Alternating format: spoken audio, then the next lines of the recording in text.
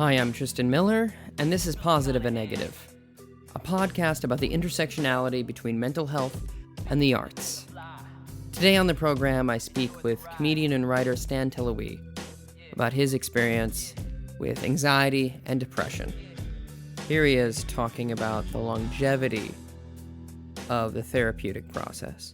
Yeah, like 2013, I started going to therapy, and I oddly enough, now is when I'm realizing, oh, this is a subtle change. A year or two ago, I would have never advocated for myself the way I have been the last few weeks, the last few days, even. My last session was Monday, and my therapist pointed out, she was like, I hear confidence, because I got, it took, something happening at work for me to be like, yo, I don't deserve this. Yeah. You know what I mean? Like, I deserve better than this, or at least something different. Like, I know I'm talented. I belong somewhere where I'm using my talent. I don't see a future here. It's great for now. It's fine for now. It pays the bills, but I could be doing something better for something else for the same amount of money. Mm-hmm. So I would say, like, if you're thinking about going to therapy, or if you're in therapy and you don't feel like it's taking you anywhere, give it time, man, because it'll come. You can support this podcast on Patreon. You can go to patreon.com/Tristan J. Miller for early access to unedited interviews. Our theme song is by Billy Conahan. It is To Be or Nah off of the album Leaping with Intent to Fly, available wherever fine music is sold. Stan's one of my best friends, and I hope you enjoy him as much as I do. When did you start doing comedy? 2010. 2010. February. It was like the second Monday. So whatever that day would have been, it was a Monday. So whatever that date is, I always know, because I was working at Central Booking. I was working 7 to 3, and my days off were Tuesdays and Wednesdays. Mm-hmm. So I was like, I don't need to wake up early tomorrow morning. So the very first open mic I went to was at Eastville Comedy Club. I got out of work at 3. There was like a little cafe.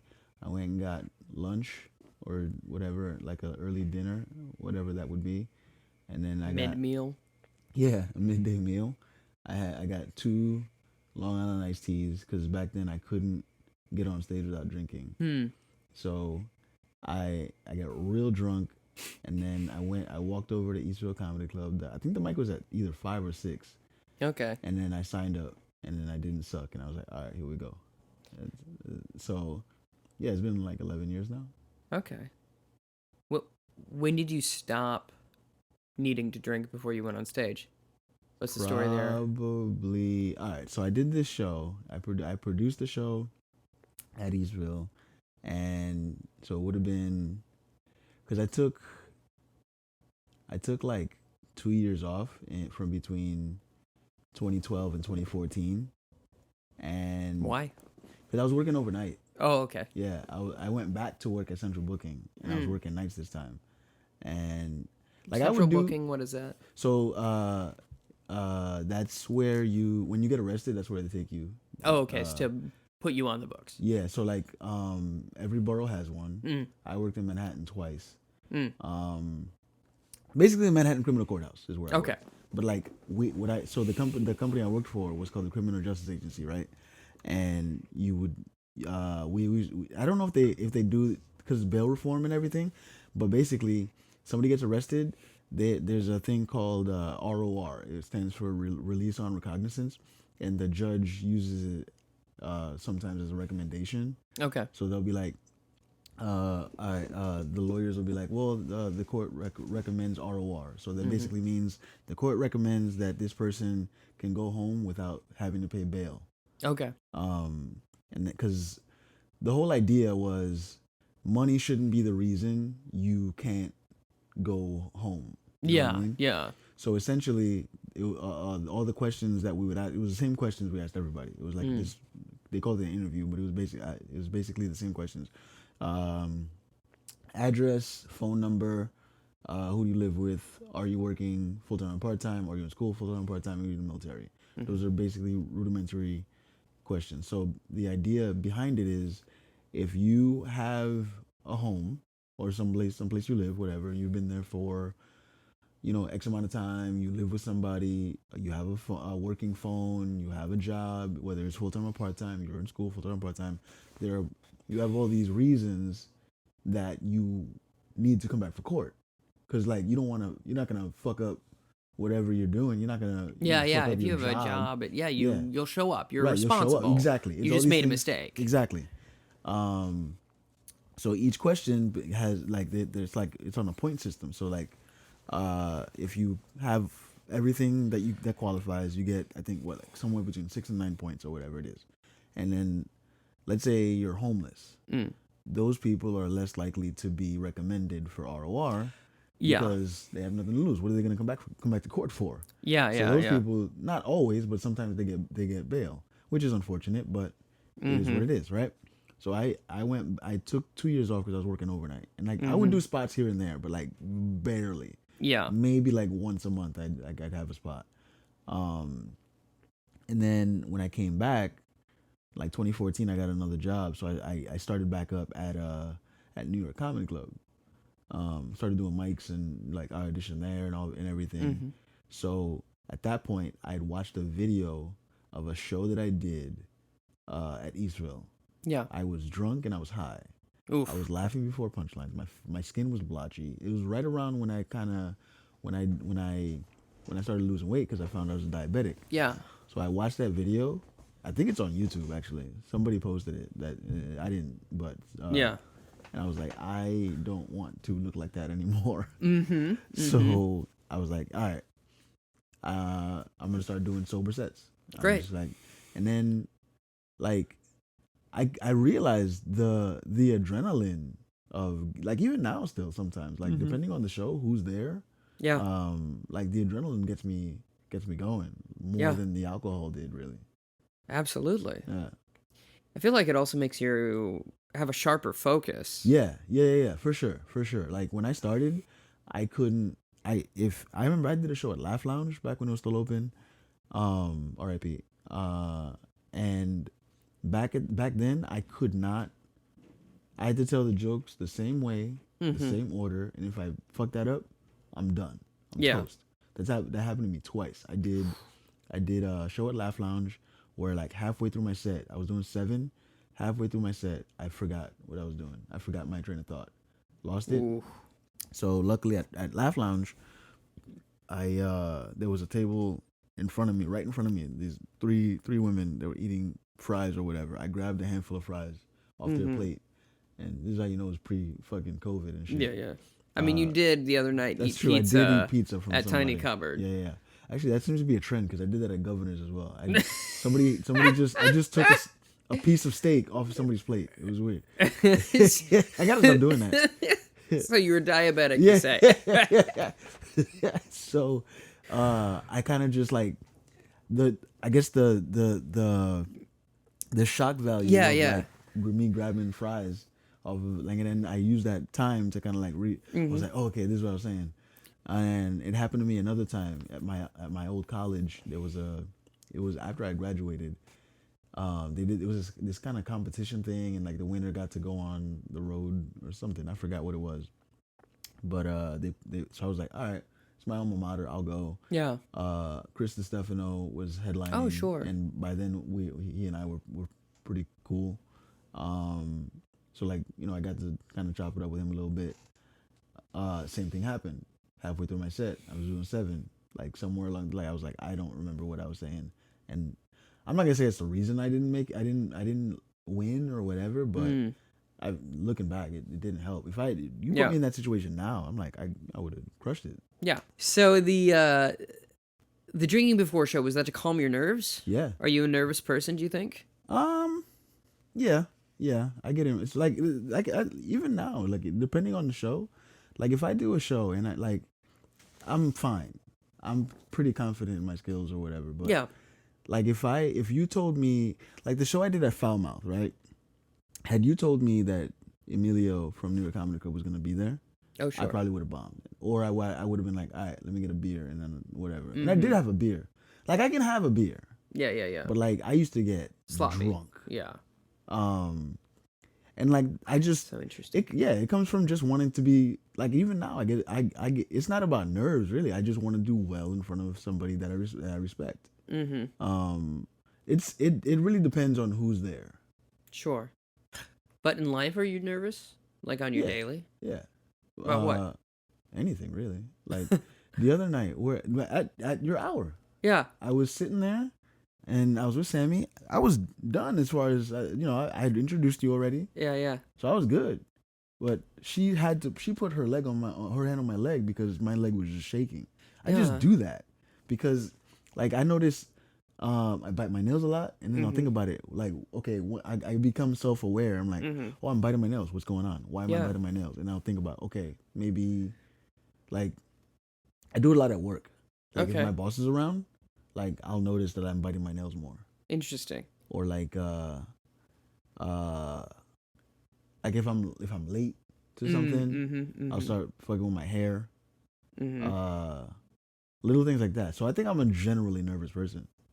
Why do you think that is? I don't know. Terrible parenting. I don't know. I'm not gonna blame my mom.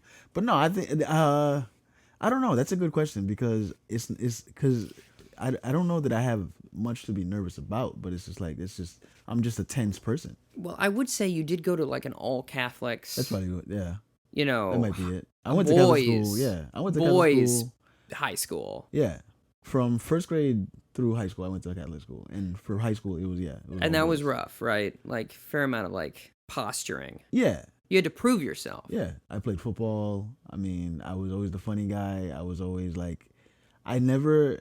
It's interesting because the demographics of my high school in my head like are very different to what they really were. Sure. So it was like my senior class, I would say we started with 210 to 179 graduated. I would say there were maybe 50 black people in our class. Out of that's probably a lot. That's probably out of 179. Okay. Like if I had my yearbook, I could probably count. Like it might be less. But our cafeteria was really segregated, right? Yeah. And I hung out with the black kids. I hung out with the white kids. I hung out with Spanish kids, the Greek kids, the football team, the basketball team. Like there wasn't I noticed that about me now. Like I don't like to be not liked. You know, I think maybe that's where the nerves might come from. I don't like the idea of somebody out there having a negative idea of me. Does that get in the way of succeeding when you're doing stand-up? Because if you want the audience to be on your side, sometimes they can sense that and they're like, this person. Right.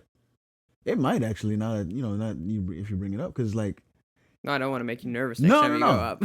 but now it's because nobody likes to bomb, obviously. Yeah. So you ever see somebody like when an audience member turns on them or like they're not laughing or they're not paying attention, you'll see like and I used to do this a lot. Like my first maybe year and a half, I did a show and I used to use this excuse that like black crowds don't really get my humor, and it's just because that I was new. I wasn't funny yet.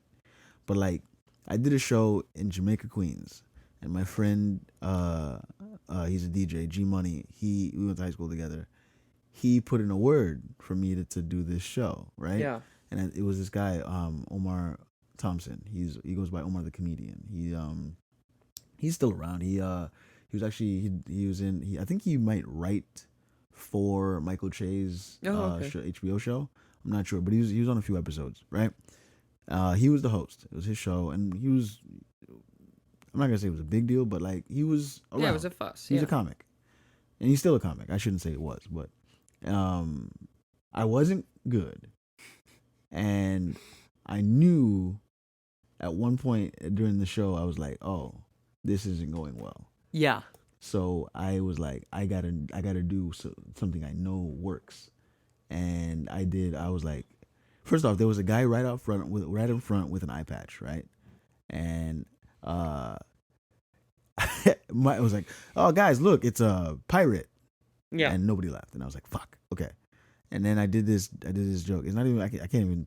It's not even my joke. It was something I used to say, and I'm good at crowd work. Yeah.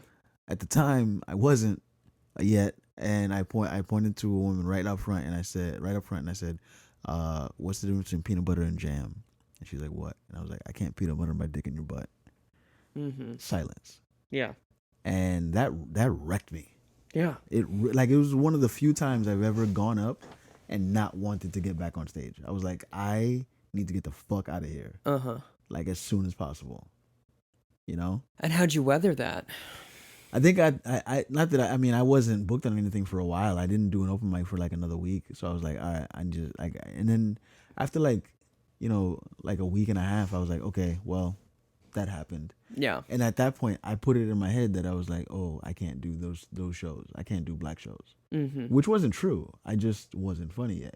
Now, 9-10 years later, I'm obviously I'm better than that, but I'm not like, as soon as I'm off stage, I want to get back up. Oh yeah. No matter what it is. I could bomb. I'm like, all right. Now let me fix it. Yeah. Now let me figure out what I did wrong and fix it right. So, the nerves, I mean, I don't think it holds me back anymore. I think if anything, it pushes me because, it's funny. I did a show at New York Comedy Club a while back, years ago. And it was, I think it was either Paid or Pain or another one, but there were judges. Yeah. Jordan Carlos was one of them. I can't remember who the other ones were, but I was like, I was nervous about it because, judges, and especially Jordan Carlos, I'm a fan of, and I wanted to do well in front of him, especially being at the club and everything. I wanted to do well at the club. I always liked doing well at New York Comedy Club. And Phil from Chico, who did our show. Yeah, recently, yeah.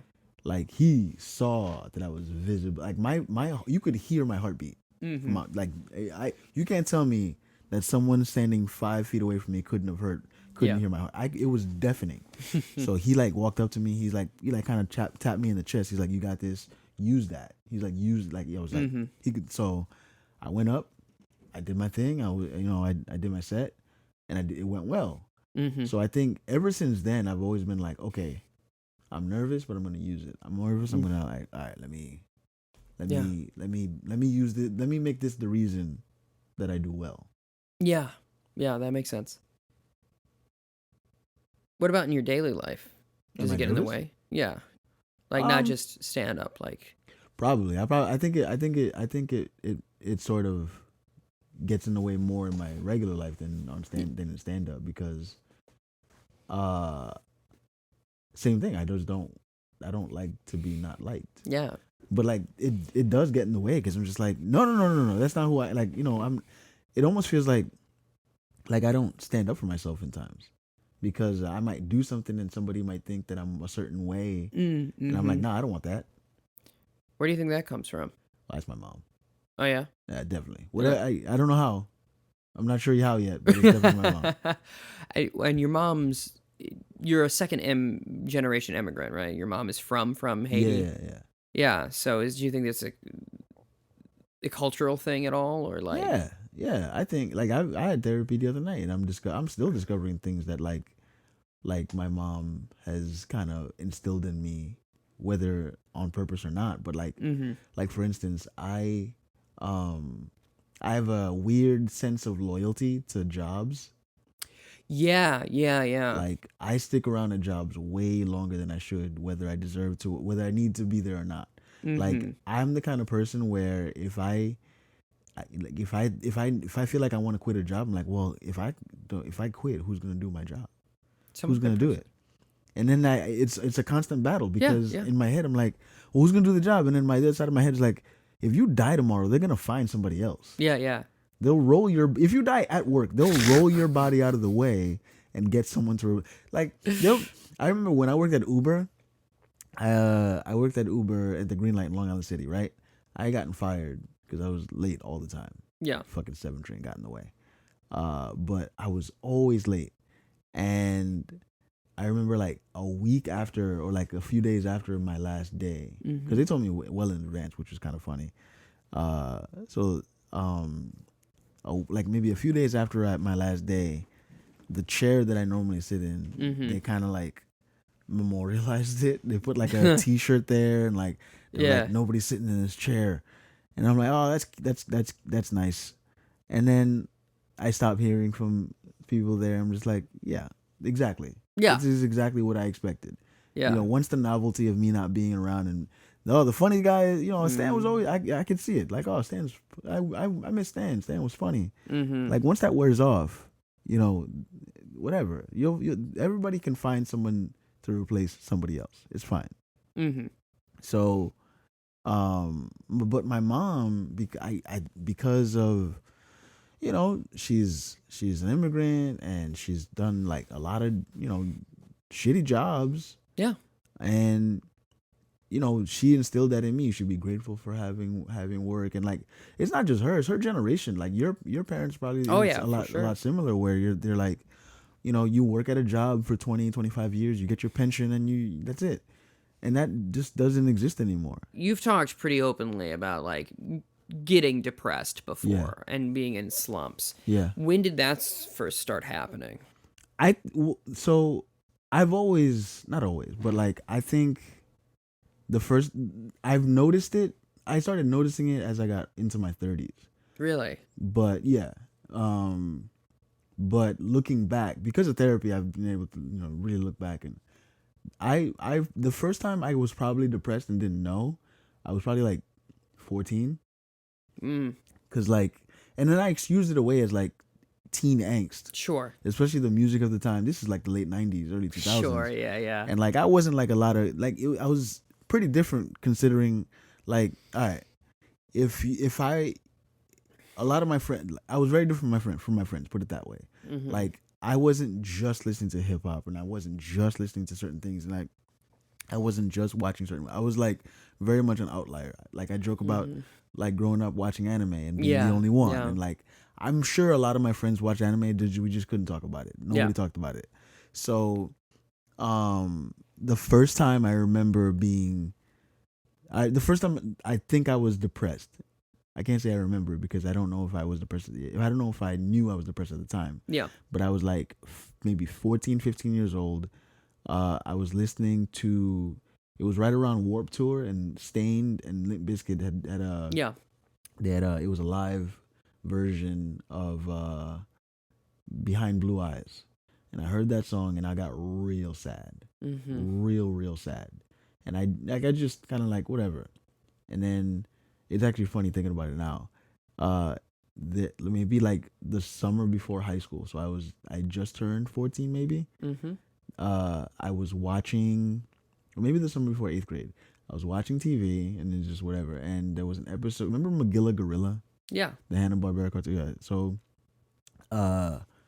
there's an episode where I don't know if he lives in a beach town, or if that he just happened to be at one. But all these like teenagers come into town for the summer, and he learns how to surf, and it's like he's having a great summer. And then the end of the summer comes, and everybody leaves. And I don't remember the song, but there's like this weird. It's like every time I hear it, or anytime I hear anything that sounds like it I go back to that. Like if I listen to the Mamas and the Papas, it puts me in a weird mood, because I'm like, oh, something. I'm like, it's something bad's happening, or like something good is ending. Yeah. So like, that's probably the first time I was depressed. I was probably like 14, 15 years old. Okay. But you said you've been realizing more in your 30s. Yeah. Cuz I started therapy in 2015. Okay. And that's when I realized the things I'd been feeling were depression. Like, I realized that I was like, yo, why am I always sad around Christmas? And that's when my therapist told me, oh, that's probably seasonal depression. And I had pretty good health insurance at the time. My therapy was covered. My doctor would prescribe me, like, I'm on, I still have some. I'm on like a very high dose of vitamin D. Oh, sure. which we should all be in the Northeast. Yeah. Because we get no sun, especially when once daylight savings comes, right? So, that's when my therapist was like, yeah, that's probably seasonal depression, and like it always comes, and it comes from like, it probably like has something to do with growing up, like you said, working class, where like I felt bad if I can't. I still feel bad if I can't get somebody something for Christmas. Like I feel terrible about it. Yeah. So I think as I got into my 30s, started going to therapy. I started going to therapy more. I started realizing, oh, that's what this is. That's depression. I've been calling it something else. I've been like excusing it as something else. I'm just like, and then you find ways to distract yourself. I play video games or whatever it is, and then stand up. That definitely helps. But now I have a name for what this is. Was that a relief? I think so. In a way, it was to know. But like when I started going to therapy, I told my mom, because I used to, obviously I went in person to start, and she's like, "What do you need therapy for? You're not crazy." Yeah. And then, that's a very traditional, old school sort of mentality when it comes to. And then I'm starting to realize now that my mom probably could benefit from therapy more than anybody else that I know. Yeah, it is unfortunate. I feel like a lot of the time the people that could benefit from it most deny it. Yeah. Because it's a defense mechanism. Like, well, I don't need that. Yeah. And it's like, well, the reason you're saying that is because you probably could use someone to talk to. Right. So, was there a big pushback from my mom? From your mom? Yeah. Yeah? Yeah, she was not like, but at that point I was already like, an adult, so she's not, and she wasn't paying for it, so it didn't really. I was just like, whatever, like you don't like it, you don't like it. So no, there was a ton of pushback because she was like, well, what do you need therapy for? Like, and my mom's super religious too, so that's the other thing. So she's like, what do you need therapy? You could just pray. And I was like, that's essentially what I'm doing to somebody real.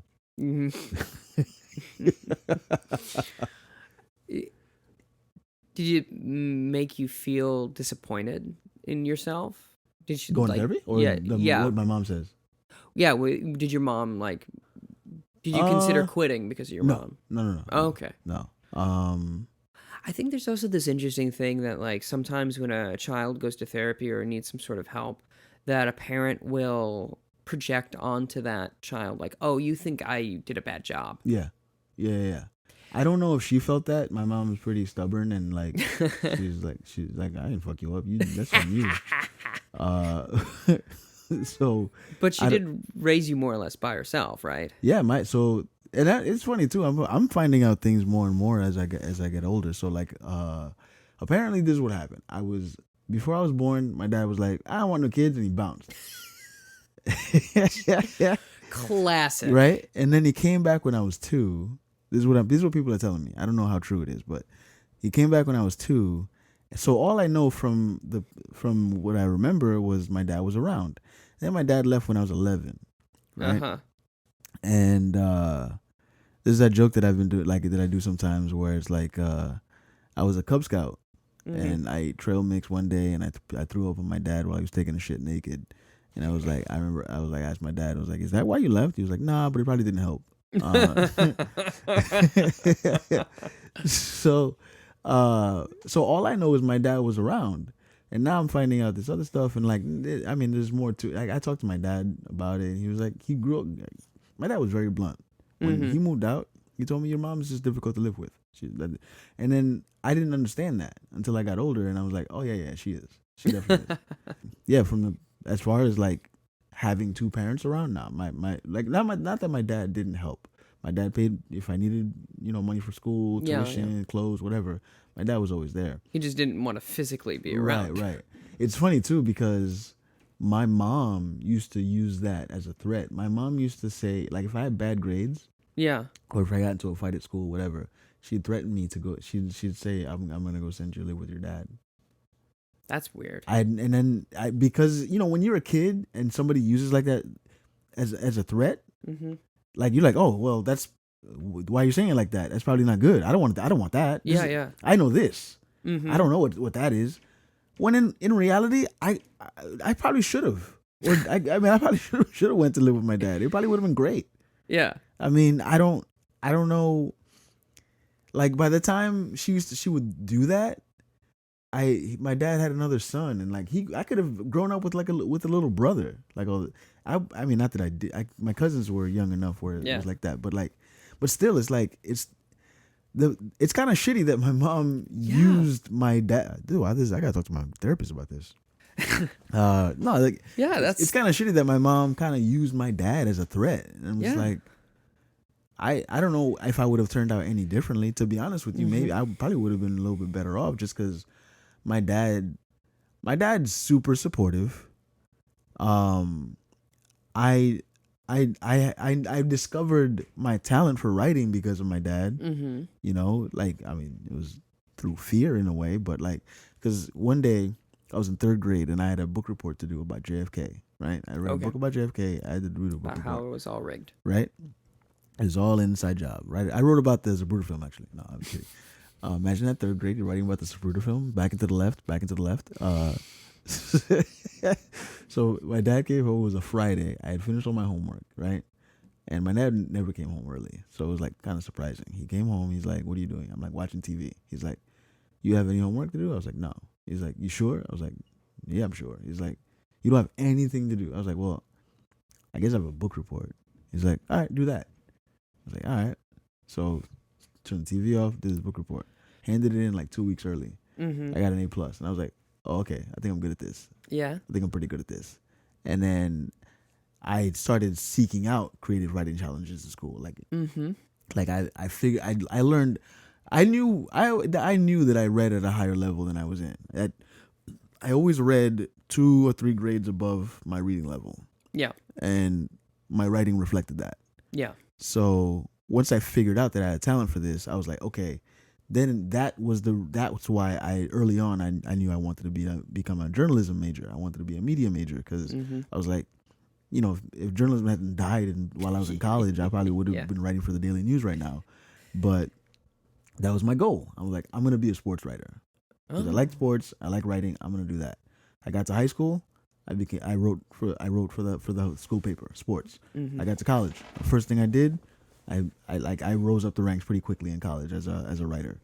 I probably should have gone to a more competitive school for journalism, but thank God I didn't because journalism died. So my dad is the reason I'm good at that. My dad is not the reason I started doing stand up, but like he'll watch clips of me doing stand up and like he'll comment sometimes. Or like I'll talk to my dad. He's like, "I saw you did a show, blah blah blah." I was like, my mom couldn't give any less of a fuck. Like my mom could not care less. I have relatives that have seen me do. I have cousins. One of my cousins told his mom that I've been doing stand up and I'm really funny. His mom told my mom, and my mom was like, "So and so told me you're telling jokes," and I'm like, "What? 11 years, mom." What the fuck? Yes. So do you think that attitude is why you want people to like you? I think. Yeah. I think we solved it. Yeah, I think we got to the bottom of it. No, like I joke about this all the time because like when I started doing stand up, I met Pete Davidson, right? And he was 15. Yeah. He was 15 when I met him. His mom would come to shows. I've met other. I'm talking about. When I met Brittany, and Brittany, like not long after I'd met her. Her folks came to a show. Her parents came to shows. I can tell you name after like a lot of good comics. My parents have seen my hour 3 times. Yeah, as many times as I have. Yeah, that's crazy. That's nuts. And they don't even. Are you my mom? I might be your dad. No, but like is it crazy? Like my mom. People have asked me if my mom has ever seen me do stand up, and I tell them every single time. The only time my mom will ever see me do stand up is if it's on TV, and I physically put it on for her. Like if I ever get a Netflix special, I'm gonna have to go to my mom's house, re-download Netflix onto her Roku, sit her down and be like, "Don't do anything for the next hour. I'll do it, and that's the only way she'll ever watch. Oh my She just gosh. won't. She just, I mean, No interest or no, no. no interest in stand up or no interest in what you're up to? A little bit of both. I don't Okay. think growing up, my mom wasn't like she liked the thing. My mom is very like she likes Bonanza. Oh, sure. She yeah, watches yeah, like old westerns and shit, and like either Andy Griffith, that kind right. of She stuff. watches that or anything like church related. Those are the things she's into. So Okay. she's not really into stand up. Like my dad is the reason I got into stand up because my dad had like cassettes, like video cassettes of like Richard Pryor and like Eddie Murphy, and like I would watch those. So like I don't think he like purposely like, hey, to watch these. It was just he had them around and I would watch them. We didn't even watch them together, to be honest with you. It was just like I picked it up. And then my mom like will watch something funny, but she won't seek it out. If it's on, she'll be like she told me something. She saw See No Evil, Hear No Evil. Yeah. For the first time like a couple of years ago. It just was on.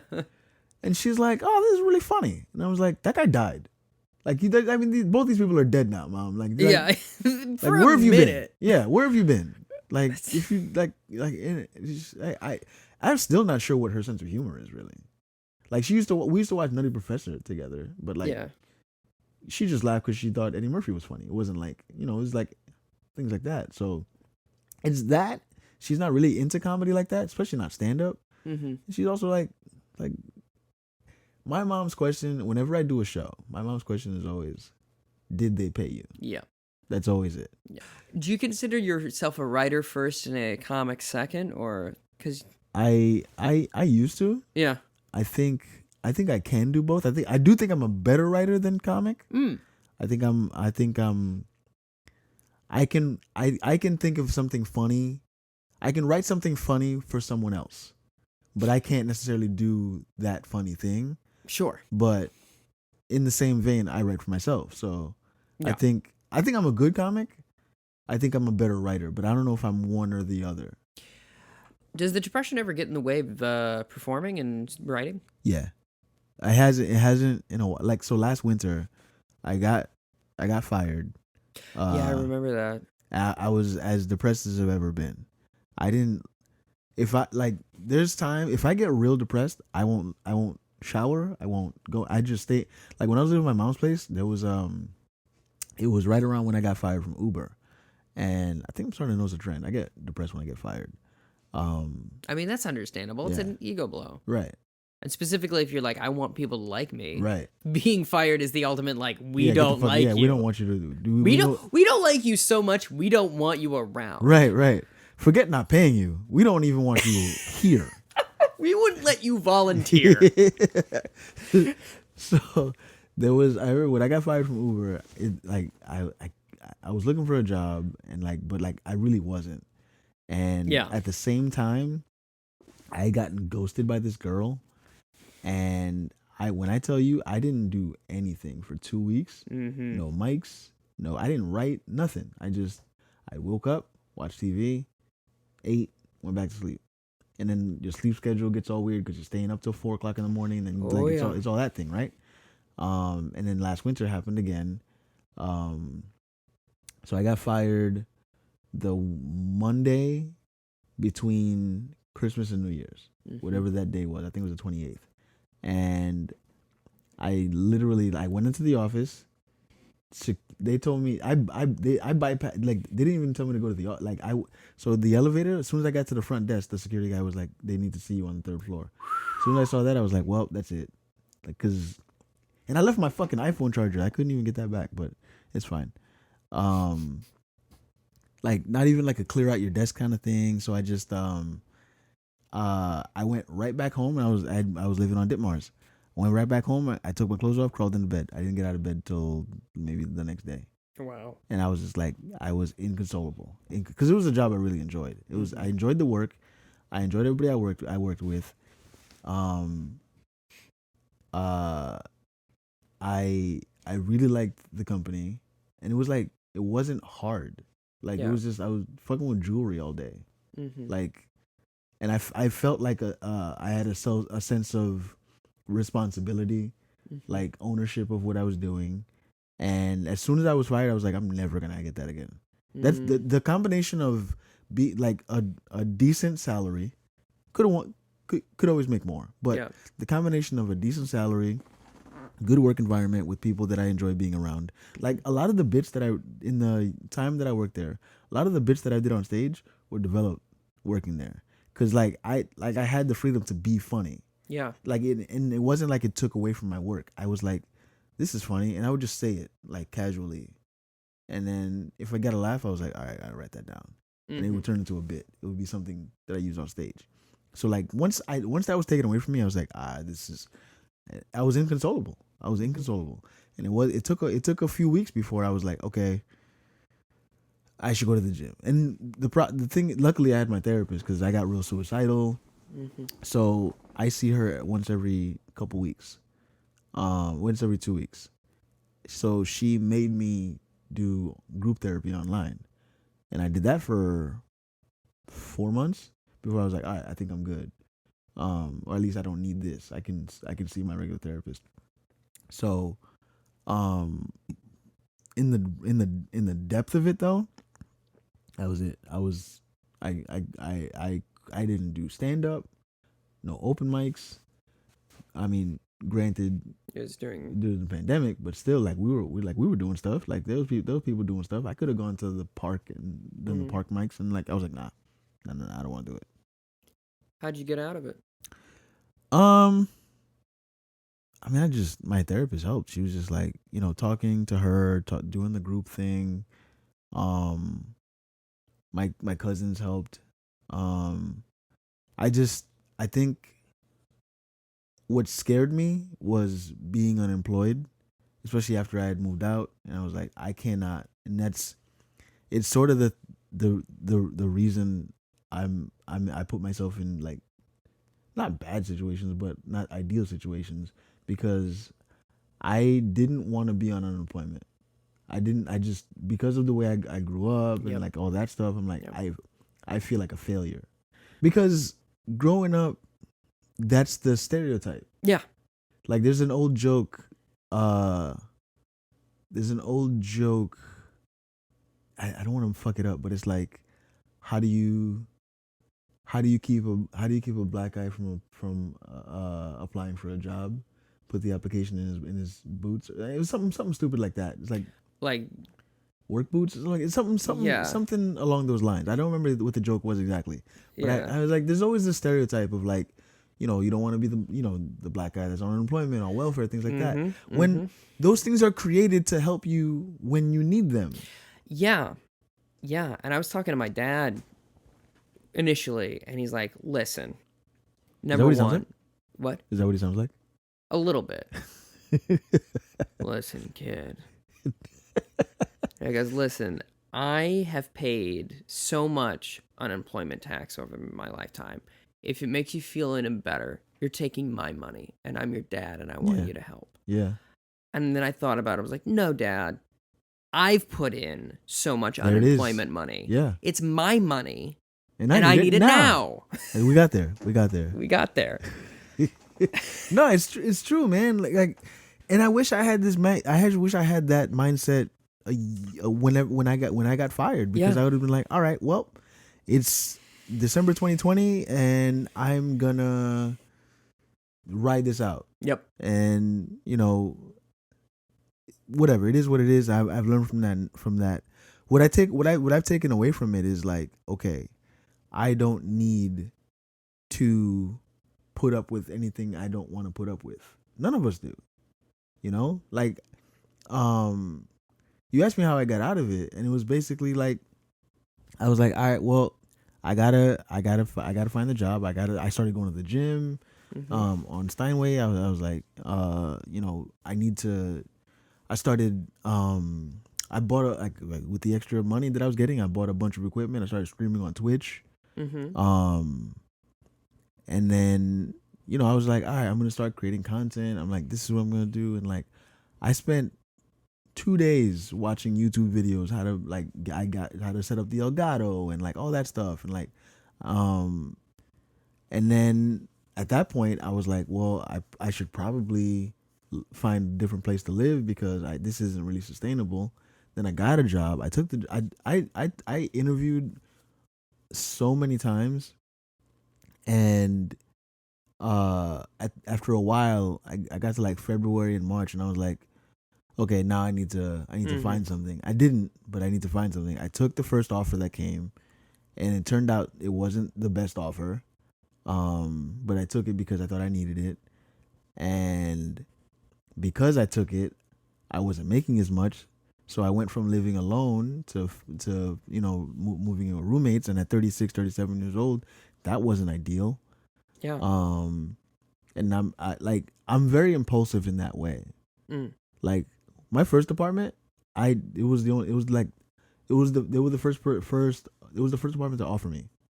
Like, yeah, and that seems like it's based out of anxiety, right? Yeah, You're afraid that it'll go away. Yeah, like, and I told myself that in my mind I looked forever, but I really didn't. I didn't do, and I was in a comfortable enough situation. I was living at my mom's house.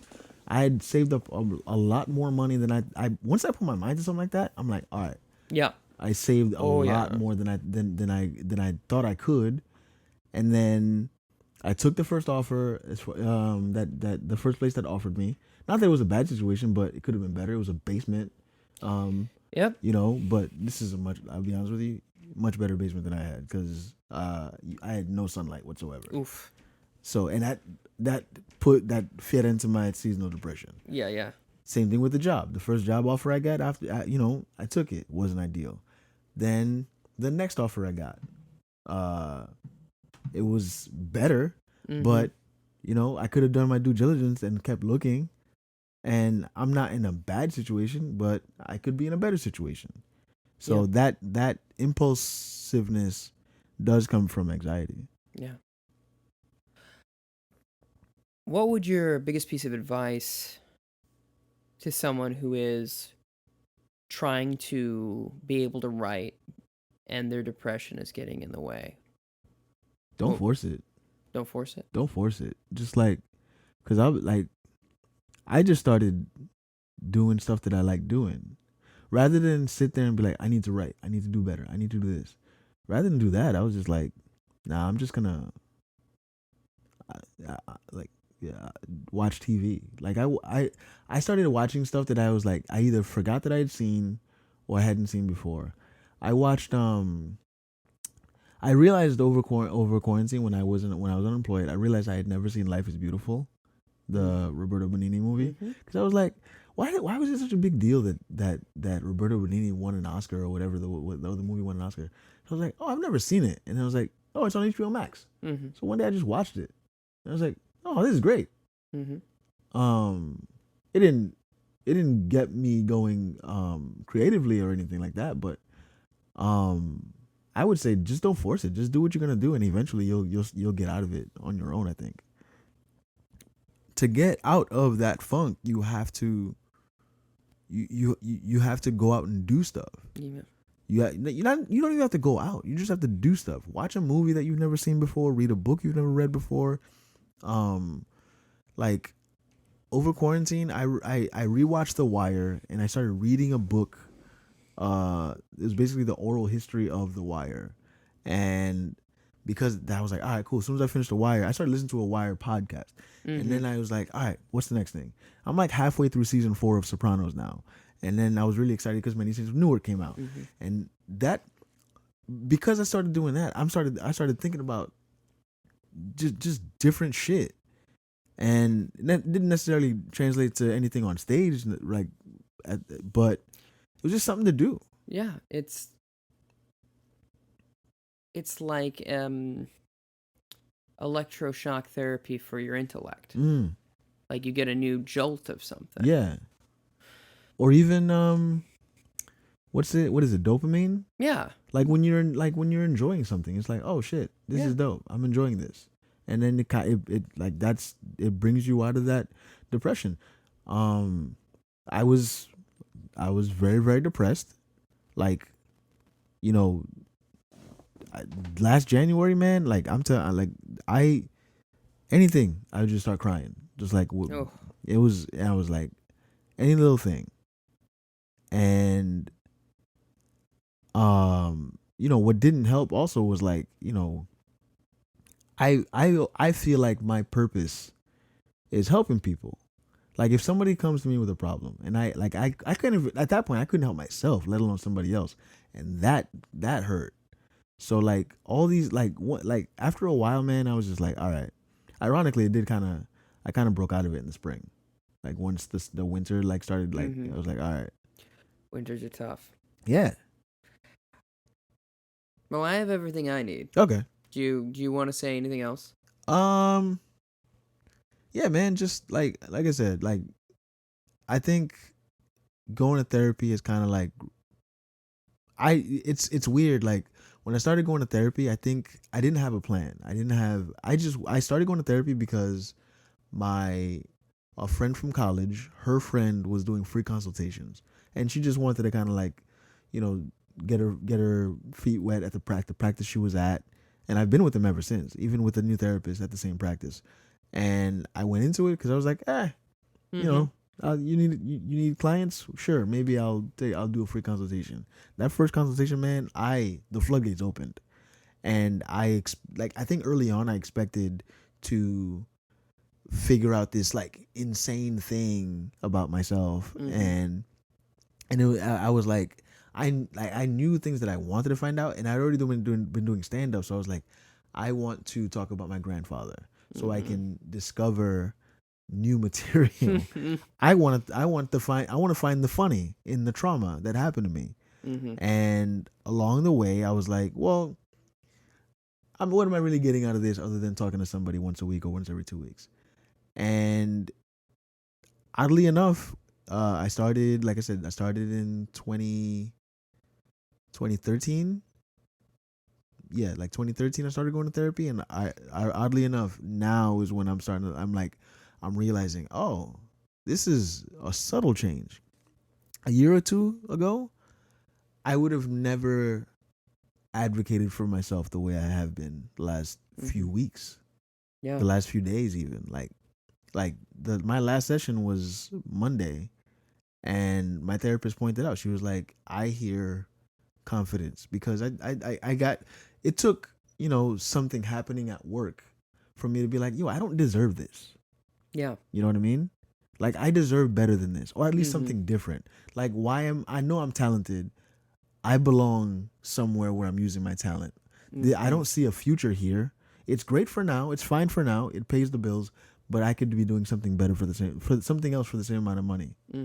So I would say, like, if you're thinking about going to therapy, or if you're in therapy and you don't feel like it's taking you anywhere, give it time, man. Because it'll come. That's it. All right. Well, thanks very much for doing this. Oh man, thanks, man. I love talking to you. It's great. Yeah. Thank you.